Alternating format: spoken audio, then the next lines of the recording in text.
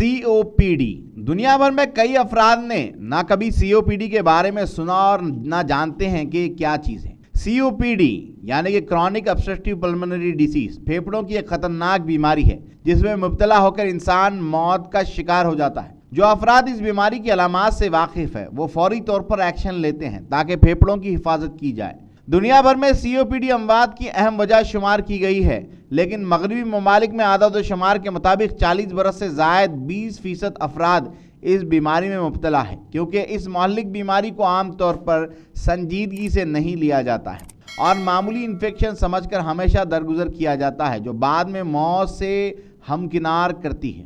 اس بیماری کا علاج کیا جاتا ہے لیکن انسان مکمل طور پر صحت یاب نہیں ہوتا، تاہم کوشش ہوتی ہے کہ کم سے کم نقصان ہو۔ یہ ایک ایسی بیماری ہے جو سانس کی نالیوں سے پیدا ہوتی ہے اور برونچی کی صورت اختیار کرتی ہوئی سوجن کے بعد انفیکشن میں تبدیل ہو جاتی ہے، جس سے سانس لینے میں دشواری پیدا ہوتی ہے۔ جرمنی کے ماہر ڈاکٹر پروفیسر یورگن بھیر، جو پھیپھڑوں کی بیماری کے اسپیشلسٹ ہے، کا کہنا ہے کہ اگر احتیاط نہ کی جائے تو بڑی آسانی سے دوسرے انسان میں منتقل ہو جاتی ہے۔ پہلے اٹیک میں سانس لینے میں دشواری ہوتی ہے اور بعد ازاں سوجن اور سوزش کا سیکنڈ اٹیک ہوتا ہے اور آکسیجن کی فراہمی منقطع ہو جاتی ہے، جس سے جسم کے اندرونی آرگن میں باریک ذرات چھوٹے بلبلوں کی صورت اختیار کرتے ہیں، جس سے ٹرانزیشن سیال کیا جاتا ہے۔ ابتدا میں ایک مخصوص انداز لیکن شدید اور خاص طور پر صبح کے اوقات سے اس کا آغاز ہوتا ہے اور پہلی علامات سانس کی نالیوں میں موٹی بلغم کا جمع ہونا اور بآسانی بلغم کا صاف اور حل نہ ہونے سے گلے میں تکلیف شروع ہوتی ہے،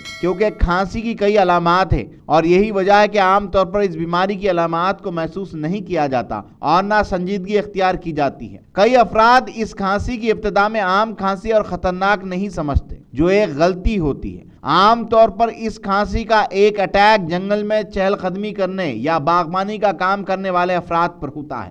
ماہرین کی رپورٹ کے مطابق جو افراد جسمانی طور پر ایکٹیو نہیں ہیں، انہیں اس بیماری کا زیادہ خطرہ ہوتا ہے۔ علاوہ ازیں کثرت سے تمباکو نوشی کرنے والے افراد عام طور پر اس کا شکار ہوتے ہیں۔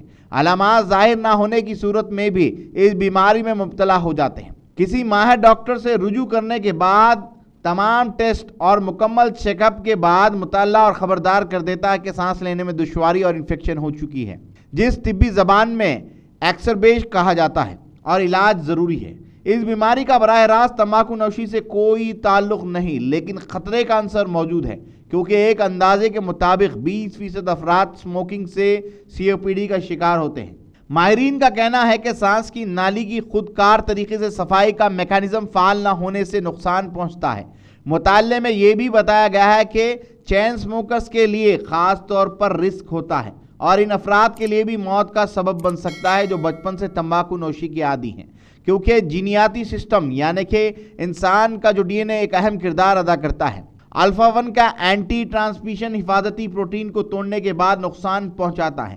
علاوہ ازیں ماحولیاتی عوامل، جن میں ہر قسم کی گیس اور دھول کے ذرات بھی شامل ہے، شدید متاثر کرتے ہیں۔